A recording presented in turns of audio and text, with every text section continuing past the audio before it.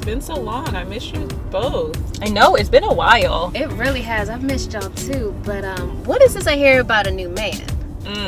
Yes, girl. So I started dating this new guy. He's so smart, so attractive, checks all of my boxes, but I'm a little concerned that I'm going to mess it up like I always do.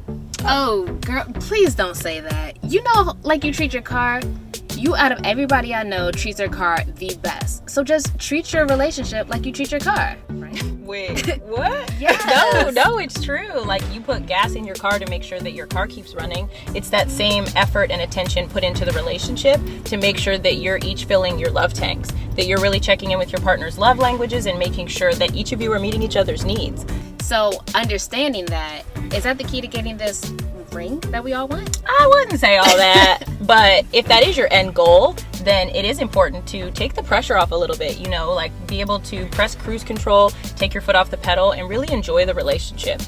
So, in the past, I've always had like really bad arguments with my partner. How can I avoid that in the future? Don't ignore those maintenance signals. If your check engine light came on, you wouldn't wait for all these other lights to come on before you addressed it. You'd address it right away. It's the same in a relationship, that when there's a concern or a red flag or something going on, you address that right away. Ultimately, it's just about recognizing your worth in the relationship, that you bring a lot to the table. You know, you chose this car because it has great safety features and it's really comfortable, and that's the reason that you chose it. So your partner chose you for a reason, because you have things to offer, and not forgetting all that you bring to the table in and out of the relationship. It's important that you know your worth and your value.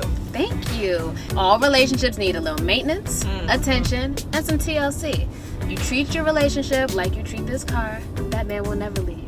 But if you don't, you're going to end up marrying somebody you don't even know. Right. Yeah, Exactly. Okay, thanks, girls. Yes. You're welcome.